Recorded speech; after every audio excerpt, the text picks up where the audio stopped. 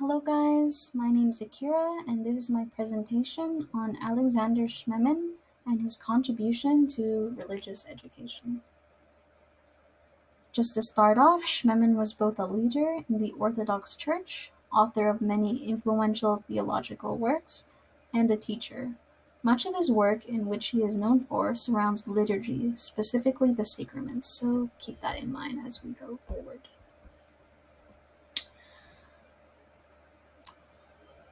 Alexander Schmemann was born May 13, 1921, in Reval, Estonia, though he emigrated from Russia to Paris, where he spent most of his childhood.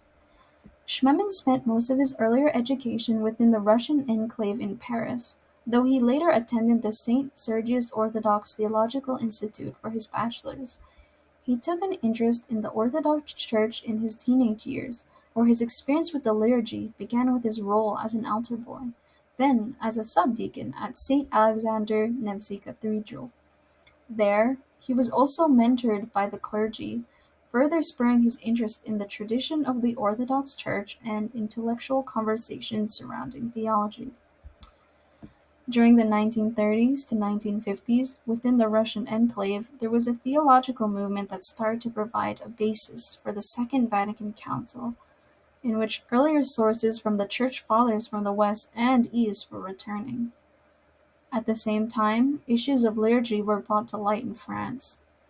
It could be said that this, along with his schooling at the time, influenced Schmemann's development as a theologian. After obtaining his bachelor's, he was ordained a priest and became an instructor at St. Sergius, his university, from 1946 to 1951, when he was invited to join the faculty of St. Vladimir's Seminary in the U.S. There, he was shortly acknowledged as an authority of Orthodox liturgical theology. From then on, numerous institutions invited him to speak and teach. He then died on December 13, 1983, at 62 years old. So Schmemann was interested in Christianity from a very young age and actively participated and took initiative to learn more about it, and later developed his own ideas.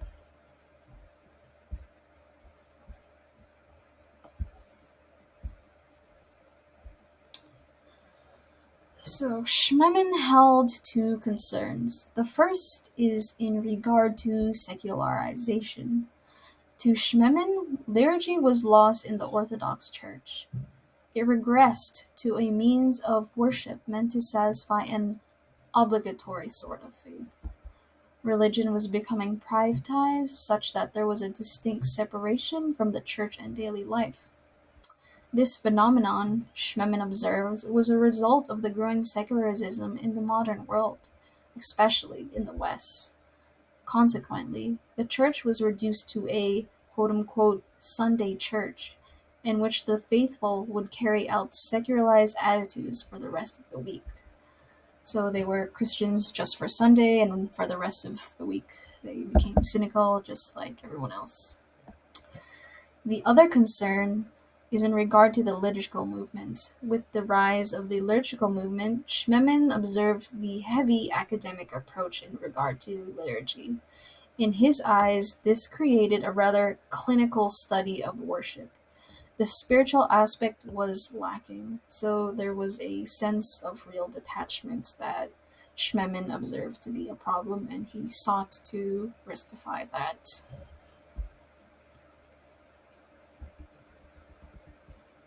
I'd also like to just add that the world was becoming increasingly more individualistic.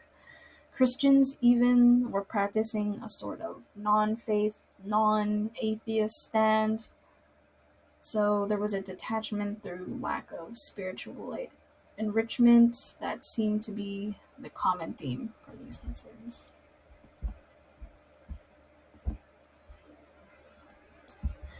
Schmemann's contributions to the church/religious education. Schmemann's life work heavily contributed to the emphasis of liturgy in Orthodox religious education. From 1962 to 1983, he was dean of St. Vladimir's Orthodox Theological Seminary, where he played a major role in educating a generation of Orthodox priests. His work was infamous amongst the church, Christian theologians, and the Christian public alike. For instance, in the 1980s, his liturgical study of water and the Spirit was a foundational source in revising the Presbyterian Church's teaching of the sacraments. For 30 years, Schmemann hosted multiple ceremonies covering a wide variety of topics that were broadcast in Russian on Radio Liberty called Sunday Talks, which caused him to accumulate a large following of Christians in the USSR. Later in his career, Schmemann became less interested in the academic realm of theology. In arguably his most popular work, For the Life of the World, Schmemann provides an outlet of the Christian worldview, again having a focus on the liturgy of the Orthodox Church.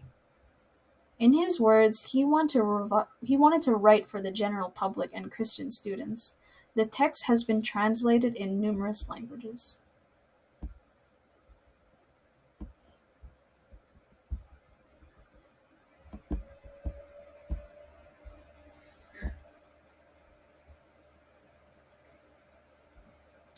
So, how was Schmemann particularly insightful, or how did he respond to these issues?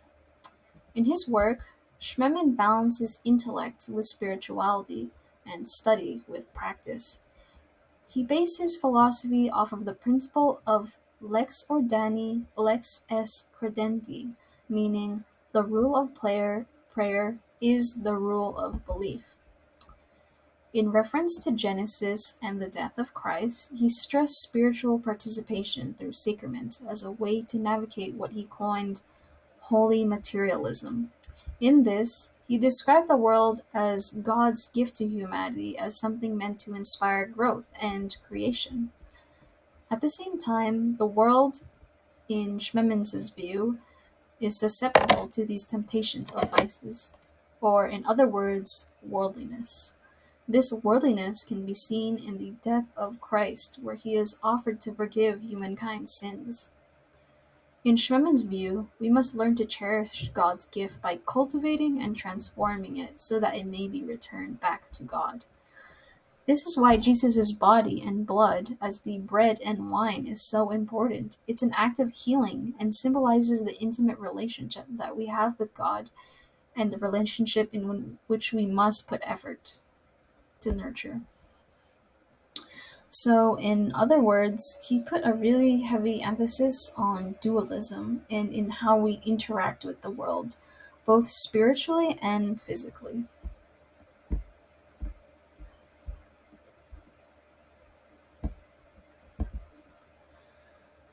For my symbol, I really wanted to highlight a sense of contrast, a dichotomy that is present in much of Schmemann's works, in which he emphasizes, particularly, the theme of balance.